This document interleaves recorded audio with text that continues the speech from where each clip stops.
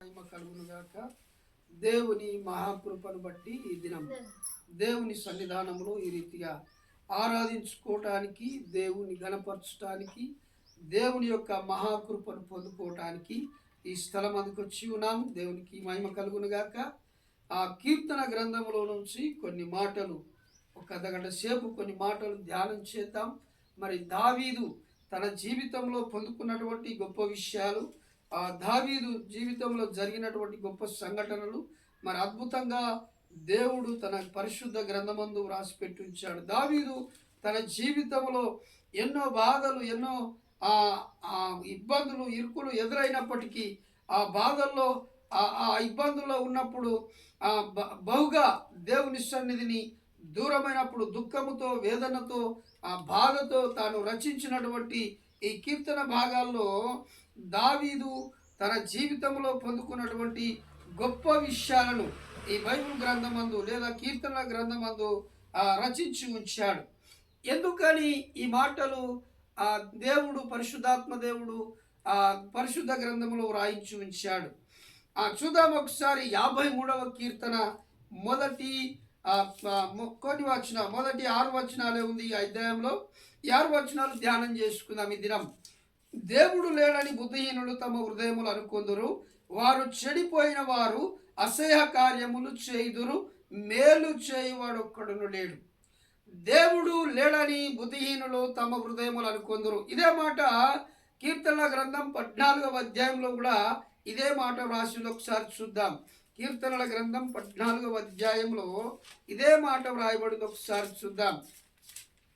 దేవుడు లేడని బుద్ధిహీనులు తమ హృదయములో అనుకొందురు, వారు చెడిపోయిన వారు అసహ్య కార్యములు చేయుదురు, మేలు చేయువాడు ఒక్కడును లేడు. దేవునికి మహిమ కలుగును గాక. దావీదు తన జీవితంలో తను అనుభవించినటువంటి విషయాలను అద్భుతంగా గ్రంథస్థం చేసి ఆ దేవుని యొక్క సన్నిధిని అనుభవించినట్లుగా, లేదా దేవుని యొక్క సన్నిధిని వివరిస్తున్నట్లుగా, లేదా దేవుని గురించిన విషయాలు ప్రకటిస్తున్నట్లుగా, లేదా సాక్ష్యం ఇస్తున్నట్లుగా, లేదా దేవునితో ప్రత్యేకంగా మాట్లాడుతున్నట్లుగా, లేదా దేవుణ్ణి గణపరుస్తున్నట్లుగా, లేదా దేవుని మహిమపరుస్తున్నట్లుగా, లేదా దేవుని గురించిన విషయాలు, అనేక విషయాలు నీతో నాతో మాట్లాడుతున్నట్లుగా ఈ వాక్య భాగంలో గమనిస్తూ ఉన్నాం. వివేకము కలిగి, అదే 14వ అధ్యాయం 2వ వాక్యములో, వివేకము కలిగి దేవుని వెతుకువారు కలరేమో అని యెహోవా ఆకాశము నుండి చూచి నరులను పరిశీలించెను. దేవుడు ఆకాశము నుంచి మనుషులను చూస్తున్నానని చెప్తూ ఉన్నాడు. దేనికి చూస్తున్నాడు? నన్ను ఎవరైనా వెతుకుతున్నారేమో, నా సన్నిధి ఎవరైనా వెతుకుతున్నారేమో, నా సన్నిధికి ఎవరైనా వస్తున్నారేమో, లేదా నన్ను చూడాలని ఎవరైనా ఆశపడుతున్నారేమో, నా సన్నిధిలో బహుగా ఆశీర్వదించబడాలని లేదా దీవించబడాలని ఆశ కలిగి ఉన్నారేమో, లేదా నన్ను నమ్మినటువంటి బిడ్డలు ప్రతినిత్యము నా సన్నిధిని అనుభవించడానికి ఆశపడుతున్నారేమో అని దేవుడు ఆకాశము నుంచి నరులను, అనగా మనుషులైన మనల్ని పరిశీలనగా చూస్తూ ఉన్నాడు. ప్రతి ఒక్కరిని పరిశీలనగా చూస్తూ ఉన్నాడు. ఇందుకు ఉదాహరణ ఏంటంటే, చాలామంది భయంకరమైన ఇబ్బందుల్లో, ఇరుకుల్లో ఉన్నప్పుడు, సమస్యల్లో ఉన్నప్పుడు దేవుడా దేవుడా దేవుడా అని ఏడుస్తూ కన్నీళ్లు పెట్టినప్పుడు కొంతమందిని దేవుడు ఆకర్షించాడు, ప్రత్యక్షించాడు, తన ప్రత్యక్షతనిచ్చాడు, తన వాక్కునిచ్చాడు, తన వాగ్దానమునిచ్చాడు. వారిని బాగు చేశాడు, వారి ప్రార్థన విన్నాడు, వారికి మేలు చేశాడు, వారికి ఆరోగ్యమునిచ్చాడు, వారికి మంచి మేలు చేసి తన వైపు ఆకర్షించుకొని ఆయన బిడ్డలుగా జీవించే గొప్ప భాగ్యాన్ని దేవుడు ఇచ్చాడు. దేవునికి మహిమ కలుగును గాక. దేవుడు నరులను పరిశీలనగా చూడడానికి గల కారణం ఏంటంటే, ఎవరైనా నన్ను వెతుకుతున్నారేమో, ఎవరైనా నన్ను కనుగొనాలని ఆశపడుతున్నారేమో, ఎవరైనా నా కొరకు ఆశ కలిగి ఉన్నారేమో, ఎవరైనా నా సన్నిధి అనుభవించాలని ఆశ కలిగి ఉన్నారేమో అని వారిని పరిశీలనగా చూస్తూ ఉన్నాడు. అనగా మనందరినీ ఆయన పరిశీలనగా చూస్తూ ఉన్నాడు. ఈ పరిశీలన చేసి చూస్తూ ఉన్న సందర్భంలో ఆయన కన్నులు మన మీద పడినప్పుడు ఆయన కృపను అనుగ్రహించి ఆయన బిడ్డలుగా, ఆయన వ్యక్తులుగా జీవించడానికి, లేదా ఆయన కుమార్తెలుగా జీవించడానికి దేవుడు గొప్ప ధన్యతనిచ్చాడు. దేవునికి మహిమ కలుగును గాక. చూద్దాం. అదే దేవుని వాక్యంలో నుంచి ఇందాక చదువుకున్నటువంటి కీర్తన భాగం 53వ కీర్తన 2వ వాక్యం ఒకసారి చూద్దాం. ఏమన్నది? వివేకము కలిగి దేవుని వెతుకువారు కలరేమో అని దేవుడు ఆకాశము నుంచి నరులను పరిశీలించెను. అయితే వారందరూ దారి తొలగి బొత్తిగా చెడి ఉన్నారు, ఒక్కడును తప్పకుండా అందరూ చెడి ఉన్నారు, మేలు చేయవారెవరును లేరు, ఒక్కడైనను లేడు. దేవునికి మహిమ కలుగును గాక. ఈనాడు నిజమైన దేవుణ్ణి కలిగి, నిజమైన దేవుణ్ణి ఆరాధించి, నిజమైన దేవుని సన్నిధిలో గడిపి, ఆ నిజమైన దేవుని సన్నిధి ఆరాధించి గడిపి ఆయన ద్వారా ఆయన కృపను ఆశీర్వాదమును పొందుకోవాలనేటువంటి తలంపు, ఆశాభావము ఎంతమందిలో కనబడుచున్నది. దేవునికి మహిమ కలుగును గాక. దేవుడు చెప్తూ ఉన్నాడు, బొత్తిగా వారు దారి తొలగిపోయారు. ఏంటా దారి తొలగిపోవడం అనంటే లోకాశల వైపు తొలగిపోయారు, లోకంలో ఉన్నదాని వైపు చూస్తూ తొలగిపోయారు. ఒక వ్యక్తి యెరూషలేము నుంచి ఎరికోకు దిగిపోవచ్చు, దొంగల చేతిలో చిక్కి కొరప్రాణం వరకు కొట్టబడి విడిచిపెట్టబడ్డాడు. అలాగే చాలామంది దేవుని సంరక్షణను, రక్షణను, దేవుని యొక్క కాపుదలను తృణీకరించి తక్కువ చేసి దానిని విడిచిపెట్టి ఈ దురాత్మ సమూహములతో కూడిన లోకాశల వైపు పరిగెత్తి తమ జీవితాలను అర్ధాంతరంగా ముగించుకుంటూ ఉన్నారు, తమ బ్రతుకులను అర్ధాంతరంగా ముగించుకుంటూ ఉన్నారు, తమ జీవితాలను నాశనానికి వైపు తీసుకెళ్తూ ఉన్నారు.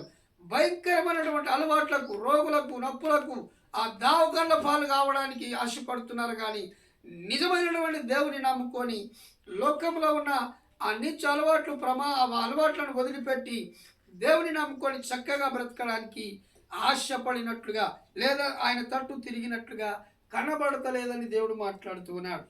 వారు ఏం చేశారు? వారు దారి తొలగిన వారందరూ దారి తొలగి బొత్తిగా చెడి ఉన్నారు. అవును, ఈ లోక అలవాట్ల ద్వారా చెడిపోయి ఉన్నారు.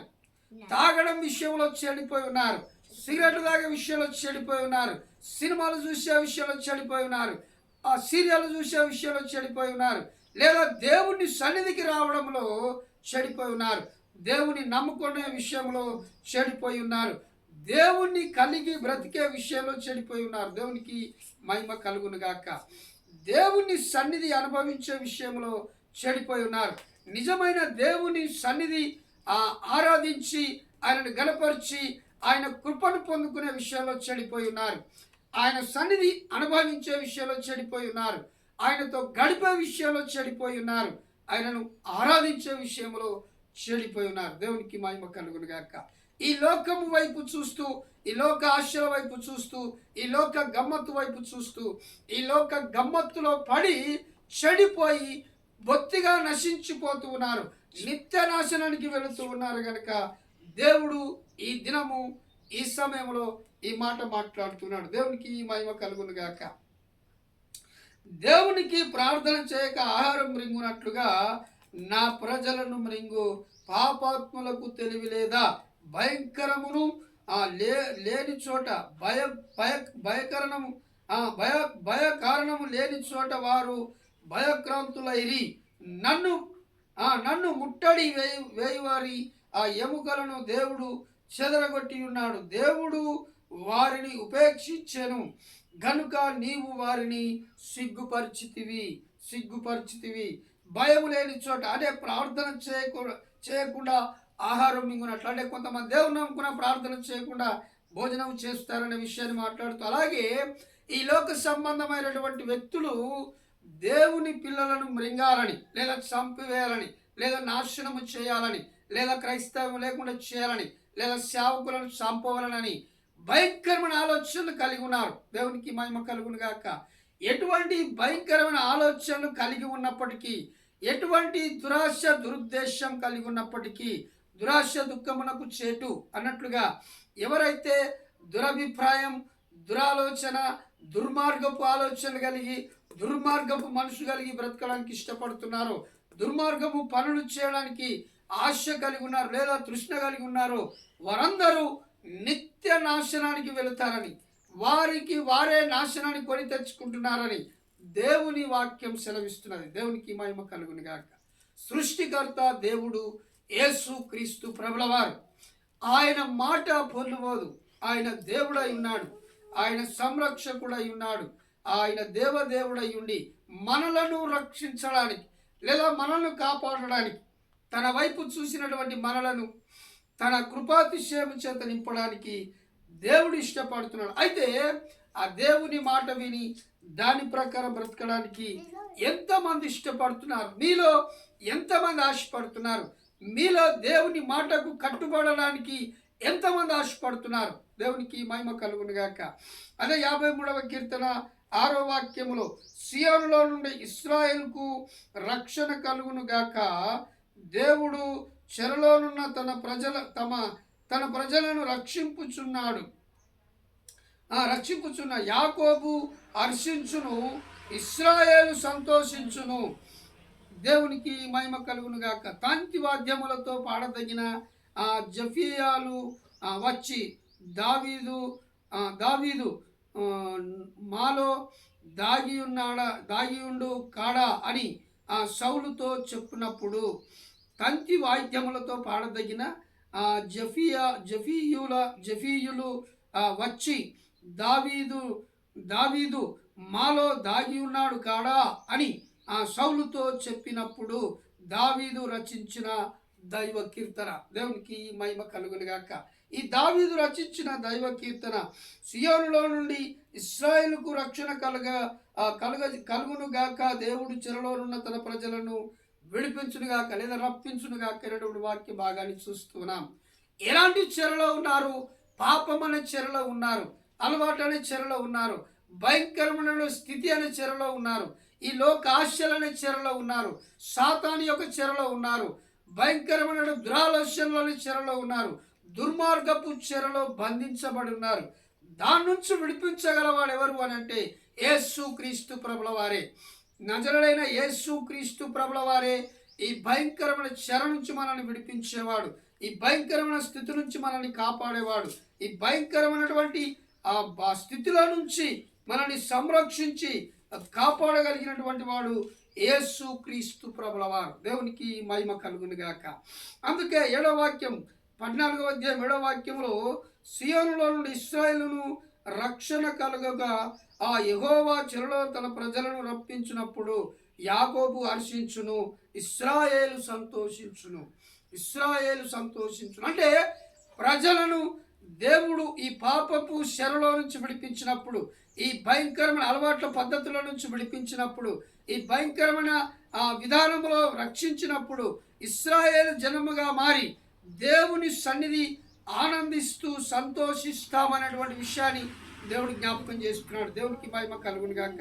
ఆ దేవదేవుని యొక్క సన్నిధి అనుభవించి ఆ దేవదేవుని యొక్క సన్నిధి ఆనందముతో గంతులు వేసేటువంటి విషయాన్ని దేవుడు చెప్తూ ఉంటే, మూర్ఖపు ఆలోచనలు కలిగి, భయంకరమైన ఆలోచనలు కలిగి, భయంకరమైన పద్ధతులు కలిగి, ఈ లోకాశల వైపు మొగ్గు చూపి ఆయన సన్నిధి నుంచి దారి తొలగిపోయి బొత్తిగా చెడిపోయి బ్రతుకుతున్నాం. దేవునికి మహిమ కలుగును గాక.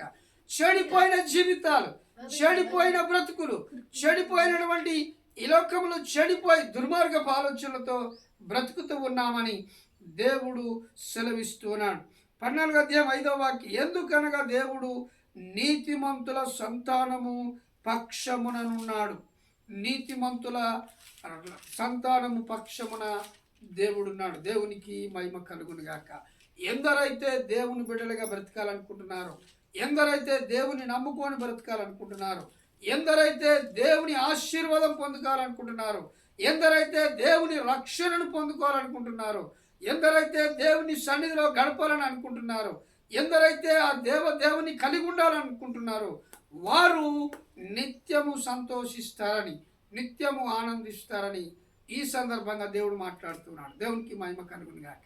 హల్లెలూయా, హల్లెలూయా. దేవునికి మహిమ కలుగును గాక. దేవుడు చేసే గొప్ప కార్యం, దేవుడు చేసే గొప్ప మేలును, దేవుడు చేసే గొప్ప కార్యాలను అనుభవించి వాటిని పొందుకొని ఆశీర్వదించబడి ఒక మంచి జీవితం కలిగి, ఒక మంచి బ్రతుకు కలిగి, మంచి కార్యములను అనుభవించి, మంచి జీవితాన్ని అనుభవించి బ్రతకాలని ఆ దేవదేవుడు ఆయన కృపను మనకి ఇవ్వాలని ఆశపడుతూ ఉన్నప్పుడు దాని ప్రకారం బ్రతకడానికి ఇష్టపడతలేరు. కానీ ఈ లోకములో బొత్తిగా దారి తొలగిపోయి చెడిపోయి ఉన్నారు అని దేవుని వాక్యం సెలవిస్తున్నది. దేవునికి మహిమ కలుగును గాక.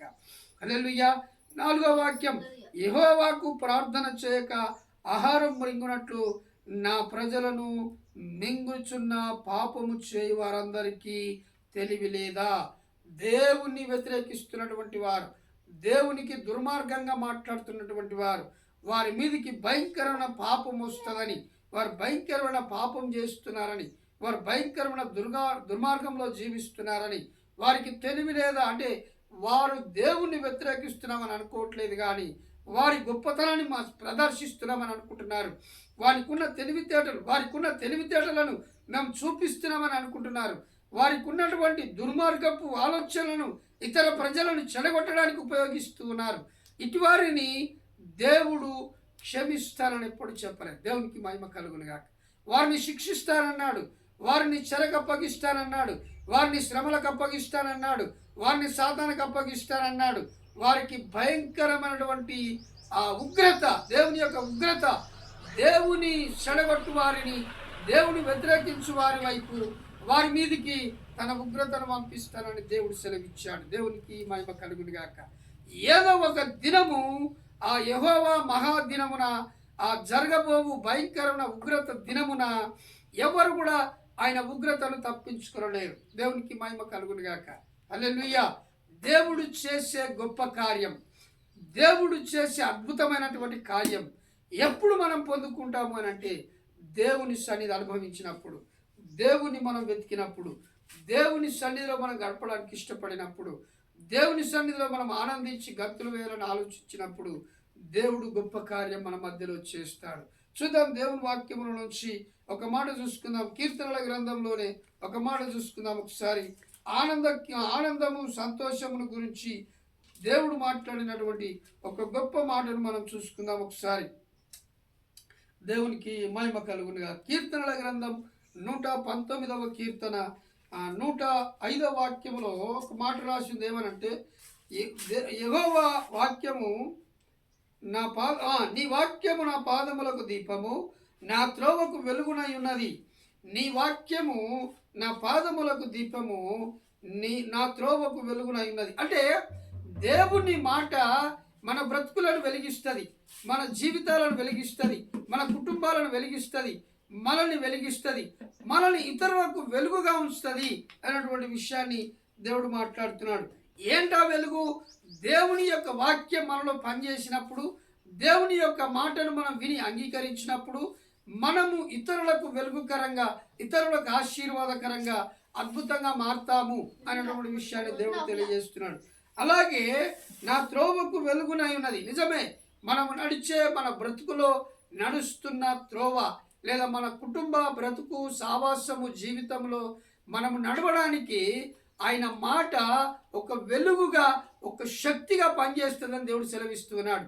ఏ రకంగా మనము దీవించి ఆశీర్వదించబడాలన్నా, ఇతరులకు మనము మాదిరిగా కనబడాలన్నా, ఇతరుల పట్ల మనం గొప్పగా జీవించాలన్నా, ఇతరుల కంటే ఒక మంచి స్థాయిలో మనం జీవించాలన్నా దేవుని యొక్క వాక్యము మనలో వెలుగుగా ఉండి నడిపిస్తాడు అనేటువంటి విషయాన్ని దేవుడు జ్ఞాపకం చేస్తున్నాడు.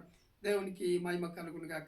దేవుడు చేసే గొప్ప కార్యం, దేవుడు మన బ్రతుకులో చేసే అద్భుత కార్యం, దేవుడు మన పట్ల చూపే గొప్ప కృప, గొప్ప ప్రణాళిక, గొప్ప ఉద్దేశాన్ని మనం కలిగి జీవించడానికి ఇష్టపడినప్పుడు దేవుడు అద్భుతంగా మన పట్ల గొప్ప కార్యం చేస్తాడు. దేవునికి మహిమ కలుగునుగాక. దేవుడు లేడని బుద్ధిహీనులు తమ హృదయంలో అనుకుంటారని దేవుడు ముందుగానే ఎరిగి తన వాక్య భాగంలో రాసి పెట్టించాడు. ఎందుకని? దేవుడు లేడని రాజుల్లో చాలా మంది నాస్తికులు బయలుదేరారు. దేవుడే లేడు, సృష్టి విస్ఫుటనము ద్వారా దానికి అదే అయిందని ఒక భయంకరమైనటువంటి నీచ నికృష్టమైన ఆలోచన, ఆ పాపపు ఆలోచన, దుర్మార్గపు ఆలోచన కలిగి ఉన్నారు. దేవుడు లేనటువంటి వాదన చేస్తున్నటువంటి దుర్మార్గులు కూడా ఈ లోకంలో బయలుదేరారు. కానీ దేవుడు ఉన్నాడు అనడానికి ఈ పంచభూతాలు సాక్ష్యం ఇస్తూ ఉన్నాయి, ఈ సూర్య చంద్ర నక్షత్రాలు సాక్ష్యం ఇస్తూ ఉన్నాయి. దేవునికి మహిమ కలుగునుగాక. వీటిని పరిశీలన చేస్తే వీటి వెనుక దేవుడు ఉన్నాడు, ఒక మహాశక్తి పనిచేస్తుంది అనేటువంటి విషయం బయలుపడుతుంది అని దేవుడు ఆ పరిశుద్ధ గ్రంథంలో సెలవిచ్చాడు. అలాగే మహా ఋషులు పండితులు కూడా తమ వేద గ్రంథాలలో కూడా చెప్పి ఉన్నారు. దేవునికి మహిమకు. ఆయనను వెతకడము లేదా ఆయనను కనుగొనడం లేదా ఆయనను చూడడము మన వశం కాదని కొన్ని వస్తువుల పేర్లను ఉటంకించి వేద గ్రంథాలలో రాశారు. ఏ రకంగా రాశారు? ఆయనను అగ్నితో పోల్చారు, వాయువుతో పోల్చారు, ఆకాశముతో పోల్చారు, సూర్యునితో పోల్చారు. అంటే ఆయన పోలికలకు ఇది ఏది సరిపోదు కానీ, ఇవి ఏవి సరితూగవు కానీ ఆ రకంగా ఆయనను చూపించడానికి ఇష్టపడ్డారు. దేవునికి మహిమ కలుగును గాక. అందుకే దేవుడు లేడని బుద్ధిహీనులు తమ హృదయములను కొందరు వారు చెడిన వారు అసహ్య కార్యములు చేయుదురు, మేలు చేయవాడు ఒక్కడు లేడు. దేవుడు లేడని బుద్ధిహీనుడు తమ హృదయములు అనుకుంటారు. ఎప్పుడు అనుకుంటారు? తాగినప్పుడు అనుకుంటారు. దేవుడు తాగకమనడా, దేవుడు తినకమనడా, దేవుడు తిరగకమనడా, దేవుడు ఇజ్జేయకమనడా, అజ్జేయకమనడా అంటే వారు కట్టులేక తిరుగుతారు అనేటువంటి విషయాన్ని కూడా దేవుడు జ్ఞాపకం చేశాడు. దేవునికి మహిమ కలుగును గాక. వారికి ఒక కట్టు అనేది, ఒక నిబంధన అనేది, ఒక పవిత్రత అనేది, ఒక పరిశుద్ధత అనేది, ఒక మనిషిగా బ్రతికే విధానం అనేది తెలియకుండా జీవిస్తారు. అట్టి గ్రహింపు లేకుండా బ్రతుకుతారు. అట్టి ఆలోచన, ఏమాత్రం ఆలోచన లేకుండా జీవిస్తారు అనేటువంటి విషయాన్ని దేవుడు మాట్లాడుతున్నాడు. దేవునికి మహిమ కలుగును గాక. హల్లెలూయా. దేవుడు చేసే గొప్ప మేలును వారు పొందుకునే విషయంలో వారు వెనుకబడి ఉన్నారు. వారు చెడి ఉన్నారు. వారి చెడు కార్యములు చేస్తూ ఉన్నారు. చెడు విషయాలు ఆనందిస్తూ ఉన్నారు. చెడు విషయాలు సంతోషిస్తూ ఉన్నారు. కానీ దేవుని సన్నిధిని వెతికి ఆయన కృపను పొందుకొని ఆయన సన్నిధిని సంతోషించేవారుగా కనబడతలేరన్నటువంటి విషయాన్ని దేవుడు జ్ఞాపకం చేస్తున్నాడు. అందుకే దావీదు తన కీర్తన గ్రంథంలో అద్భుతంగా మాట్లాడుతున్నటువంటి విషయం ఏంటంటే, దేవుని వెతికేవారు లేరు, దేవుని సన్నిధిని అనుభవించేటువంటి వారు లేరు. సియోనులో నుండి ఇశ్రాయేలు రక్షణకు కలుగజేయవాడు దేవుడు. చెరలోనున్న తన ప్రజలను విడిపించువాడు, రక్షించువాడు. భయంకరమైన పాపం అనే చెరలో ఉన్న మనల్ని విడిపించటానికి, భయంకరమైన తాగుడు అనే దురాత్మను కలిగి ఉన్న ఆ చెర నుంచి విడిపించడానికి, భయంకరమైన శాప పాపంలో బ్రతుకుతున్న ఆ చెర నుంచి ఆయన విడిపించడానికి సామర్థ్యం కలిగినటువంటి దేవుడని తెలుసుకొని ఆ చెర నుంచి విడుదల పొందడానికి లేదా ఆ చెర నుంచి రక్షింపబడడానికి ప్రజలు బొత్తిగా ఇష్టపడట్లేదని దేవుడు మాట్లాడుతున్నాడు. అందుకే దేవుడు లేడని బుద్ధిహీనులు తమ హృదయములు అనుకుందురని ఆ తాగుబోతులు మాట్లాడుతున్నాడు. దేవుడు ఎవరున్నాడు? నాస్తికులు మాట్లాడతారు దేవుడు ఎక్కడున్నాడని. ఈనాడు చాలామంది బైబిల్లో దేవుడు లేడని ఆ బైబిల్ను తృణీకరించి తక్కువ చేసి మాట్లాడుతున్న వారు యూట్యూబ్లో చాలామంది బయలుదేరారు. ఎందుకంటే వారి ఆత్మీయ నేత్రం, మనోనేత్రములు మూయబడి ఉన్నాయి. సాతాను చేత వాళ్ళు బంధించబడి ఉన్నారు. దేవునికి మహిమ కలుగును గాక. ఆకాశ జ్యోతుల మండలములో ఉన్న ఆ దురాత్మ సమూహము చేత వారు బంధించబడి ఉన్నారు. ఈ దయ్యపు ఆలోచనలు, దయ్యపు జ్ఞానము, దయ్యపు బుద్ధి కలిగి ఉన్నారు కనుక దేవుడు అంటే ఏంటో వాళ్ళకి బయలుపరచబడట్లేదు. దేవుడు అంటే ఏంటో వారికి తెలియపరచబడట్లేదు. దేవుడు అంటే ఏంటో వాళ్ళు తెలుసుకునే ప్రయత్నం కూడా చేయట్లేదు. దేవునికి మహిమ కలుగును గాక. కనుక బుద్ధిహీనులు దేవుడు లేడని తమ హృదయములు అనుకుంటారని దేవుడి సందర్భంగా మాట్లాడుతున్నటువంటి అద్భుత మాట.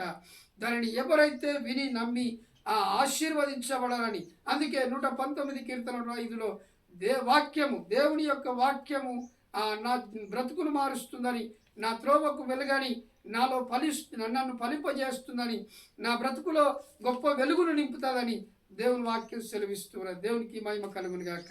యెహోవా వాక్యం, దేవుని వాక్యము నా త్రోవకు వెలుగునై ఉన్నదని, నా బ్రతుకును వెలిగించేదై ఉన్నదని, నా జీవితాన్ని వెలిగించేదై ఉన్నదని ఎందరైతే దేవుని మాట విని అంగీకరించి హృదయములో ఒప్పుకుంటారో లేదా ఆయన సన్నిధి వెతుకుతారో వారి జీవితాలను వెలిగించి ఇతరులకు ఆశీర్వాదకరంగా, ఇతరులకు వెలుగుకరంగా, ఈ లోకానికి వెలుగుకరంగా దేవుడు తన ఇశ్రాయేలు అంటే తన రక్షణ పొందిన బిడ్డలను దీవిస్తారని, ఆ విధంగా చేస్తారని దేవుడి దినాల వాగ్దానం చేస్తున్నాడు. హల్లెలూయా. ఇటు గొప్ప వాగ్దానం పొందుకోవడానికి ఎందరైతే విని ఆ వాగ్దానం పొందుకోవాలని ఆశపడుతున్నారో ఖచ్చితంగా దేవుడు వారిని ఆశీర్వదిస్తాడు. అదే 14వ కీర్తనలో కూడా అదే మాట సెలవిచ్చాడు. ఏమని? దేవుడు లేడని బుద్ధిహీనులు తమ హృదయంలో అనుకుంటారు అని, అనుకుంటున్నారని, చెడిపోయి ఉన్నారని, వారు చెరలో ఉన్నారని, వారు దుర్మార్గమైన అలవాట్లు కలిగి ఉన్నారని దేవుని వాక్యం సెలవిస్తున్నది. హల్లెలూయా. దేవునికి మహిమ కలుగును గాక.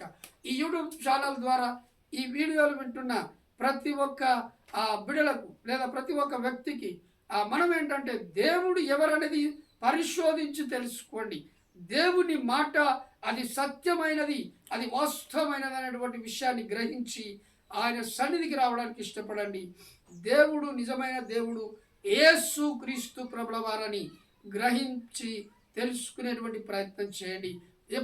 ఎవరైతే దేవునిగా ఆరాధించడానికి తెలుసుకోవడానికి ప్రయత్నం చేస్తాడో దేవుడు వారికి గొప్ప ప్రత్యక్షతనిస్తాడు, తన సన్నిధిని ఇస్తాడు, తన రక్షణ భాగ్యాన్ని ఇస్తాడు, తన ఆశీర్వాదం చేత లేదా ఈ లోకంలో, కుటుంబంలో, సమాజంలో, సంఘంలో ఒక గొప్ప వెలుగుకరమైనటువంటి జీవితాన్ని దేవుని బిడలుగా జీవించే ప్రతి ఒక్కరికి అనుగ్రహిస్తానని వాగ్దానం చేశాడు.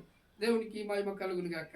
కనుక ఈ వాక్యముని వింటున్న ప్రతి వ్యక్తి ఆ దేవుని రక్షకుడని తమ హృదయంలో ఒప్పుకొని ఎవరైతే తనని తాను దేవునికి అప్పగించుకుంటారో వారితో దేవుడు సావాసం చేయాలని, వారితో దేవుడు ఉండాలని, వారిని ఆశీర్వదించి గొప్ప చేయాలని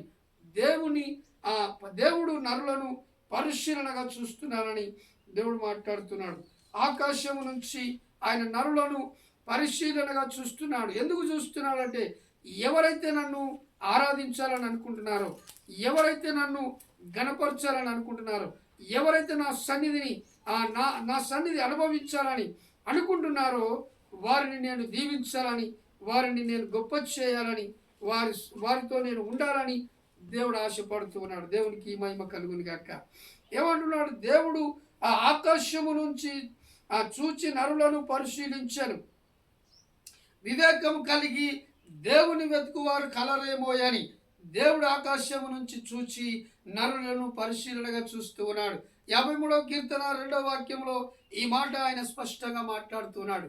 ఎందుకని నరులను చూస్తూ ఉన్నాడు? ఈ భూమి మీద ఉన్న ప్రతి నరుని చూస్తూ ఉన్నాడు. ఏం చేస్తున్నాడు, ఎటు తిరుగుతున్నాడు, ఏం తింటున్నాడు, ఏం మాట్లాడుతున్నాడు, ఏ ఆలోచన కలిగి ఉన్నాడు, ఎటువంటి తలంపు కలిగి ఉన్నాడు, ఏ ఉద్దేశం కలిగి ఉన్నాడు, ఎటువంటి నడక కలిగి ఉన్నాడు, ఎటువంటి అలవాట్లు కలిగి ఉన్నాడు, ఎలాంటి పద్ధతులు కలిగి ఉన్నాడు, ఎలాంటి జీవితాన్ని జీవిస్తున్నాడు, ఎలాంటి బ్రతుకుతున్నాడు, ఎవరితో ఏ రకంగా ఉంటున్నాడు, ఎటువంటి దుర్మార్గ ఆలోచనలు కలిగి ఉన్నాడు, ఎటువంటి దుర్మార్గపు పనులు చేస్తూ ఉన్నాడు, ఎటువంటి భయంకరమైన శాప పాపము నీచమైన నికృష్టమైన జీవితాన్ని కలిగి ఉన్నాడు అనేది దేవుడు చూస్తున్నాడు. దేవునికి మహిమ కలుగును గాక. కొందరు భూమి మీద భయంకరమైన వేదన, శోధన, బాధలు, రోగాలు వచ్చినప్పుడు ఏ దేవుడైనా నన్ను కాపాడుతాడా, ఏ దేవుడైనా నన్ను స్వస్థపరుస్తాడా, ఏ దేవుడైనా ఆయన కృపనిచ్చి నన్ను బ్రతికించే దేవుడు ఉన్నాడా అని ఆశపడి బ్రతికిన వారికి ఆయన దొరికాడు. దేవునికి మహిమ కలుగును గాక. ఎందరైతే ఆ దేవుణ్ణి వెతికారో, ఆ దేవుణ్ణి తలుసుకున్నారో, ఆ దేవుణ్ణి సన్నిధి అద్భుతంగా పొందుకోవాలని ఆశపడ్డారో వారికి దేవుడు దొరికాడు. దేవుడు వారికి ప్రత్యక్షతనిచ్చాడు. అనేక మంది జీవితాల్లో ఆయన గొప్ప వెలుగు చేత నింపి, గొప్ప స్వస్థతనిచ్చి, ఆయన కృప చేత నింపి ఈ భూమి మీద అనేకులను సాక్షులుగా నిలబెట్టుకున్నాడు. దేవునికి మహిమ కలుగును గాక. హల్లెలూయా. చాలా మంది సాక్ష్యం చెప్తున్నారు, ఎప్పుడు దేవుణ్ణి నేను చూడలే, ఎప్పుడు దేవుని నేను కొలవలేదు, కానీ ఇదిగో నాకు వచ్చిన ఈ కష్టము, ఈ బాధ, ఈ రోగము, ఈ వేదన నాకు కలిగి ఉన్నప్పుడు అయ్యో నేను ఎన్నో మొక్కాను, ఎన్నో తిరిగాను, ఎన్నో చేశాను, కానీ ఎవరు నాకు మేలు చేయలేదు. కానీ ఎవరైనా నిజమైన దేవుడు అనే వ్యక్తి ఉంటే నన్ను బాగు చేస్తే నేను నిన్ను నమ్ముకుంటానని తమ హృదయాలను, తమ నిర్ణయాన్ని ఎప్పుడైతే చేసుకున్నారో దేవుడు తన ప్రత్యక్షతనిచ్చి వారిని రక్షించి, స్వస్థపరిచి, కాపాడి తన సాక్షులుగా నిలబెట్టుకున్నాడు. వారిలో దేవుని మాట లేదా దేవుడు నివసించి వారిని వెలుగుగా చేసి అనేకులకు ఆదర్శప్రాయులుగా నిలబెట్టినట్లుగా దేవుని వాక్యంలో చూస్తున్నాం. నక్సలైట్లు మారారు, మాంత్రికులు మారారు, భయంకరమైన రౌడీలు మారారు, వ్యభిచారులు, దుర్మార్గులు, దొంగలు, భయంకరమైనటువంటి దొంగతనాలు చేసేటువంటి వారు మారి దేవుని కొరకు బ్రతుకుతున్నటువంటి వారు ఈ భూమి మీద సాక్ష్యంగా ఉన్నారు. దేవునికి మహిమ కలుగును గాక. దేవుడు చేసినటువంటి గొప్ప అద్భుతమైన కార్యాలను బట్టి, గొప్ప ఆశీర్వాదమును బట్టి అనేక సాక్ష్యాలు అనేకులు సజీవ సాక్ష్యాలుగా చెప్తూ ఉన్నారు.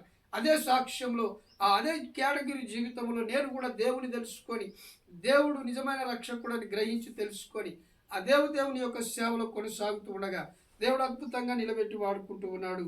దేవునికి మహిమ కలుగును. అందుకే దేవుడు లేడని బుద్ధిహీనులు తమ హృదయములు అనుకుందరని 53వ కీర్తన మొదటి వాక్యములో ఆయన సెలవిస్తూ ఉన్నాడు. దేవుడు లేడని బుద్ధిహీనులు తమ హృదయములు అనుకుందరు. ఎందుకు అందుకే బుద్ధి లేని కన్యకలు అలాగే అనుకున్నారు. మాకు ఆ నూనె దుకాణంలో దొరుకుతుంది, మేము కొనుకొచ్చుకుంటామని. తమ ప్రార్థన జీవితాన్ని కోల్పోయారు, దేవుని సన్నిధిని కోల్పోయారు, దేవునితో కలిసి ఉండే భాగ్యాన్ని కోల్పోయారు. వారు ఎన్నడూ కూడా తమ జీవితాల్లో దేవుని ప్రత్యక్షత పొందుకున్నటువంటి వాళ్ళు కాదు. అందుకే బుద్ధి లేని కన్యకలు అని రాయబడింది. దేవునికి మహిమ కలుగును గాక. దేవుని సన్నిధిలో ప్రార్థన లేని జీవితాలు, దేవుని సన్నిధి లేని జీవితాలు, దేవుని ఆరాధించే మనుషులైనటువంటి జీవితాలు, దేవుని సన్నిధి గడపడానికి ఇష్టపడినటువంటి జీవితాలు, వీరు బుద్ధి లేనటువంటి వారని, వీరు ఎంత మాత్రమును ఆయన కృపను గ్రహించలేనటువంటి విషయాన్ని దేవుడు సెలవిస్తూ ఉన్నాడు. దేవునికి మహిమ కలుగును గాక. హల్లెలూయా. కనుక దేవుడు లేడని బుద్ధిహీనులు తమ హృదయములు అనుకొని దేవుని ధిక్కరించి దేవునికి దూరమై బ్రతుకుతూ ఉన్న జీవితాలను చూస్తూ ఉన్నాము. కనుక మనము దేవుని సన్నిధిలో ఈ దినం ఆయన వాగ్దానాన్ని పొందుకొని ఆయన మాట ప్రకారం జీవించడానికి ఇష్టపడదాం. దేవుని వాగ్దానమును పొందుకొని మనని మనం వెలిగించుకొని ఇతరులకు వెలుగుకరంగా, ఇతరులకు ఆశీర్వాదకరంగా ఆయన మహిమను కనపరిచే వారిగా మనము జీవించుదుము గాక. దేవుడి కొద్ది మాటలు దీవించి ఆశీర్వదించును గాక. ఆమేన్, ఆమేన్, ఆమేన్.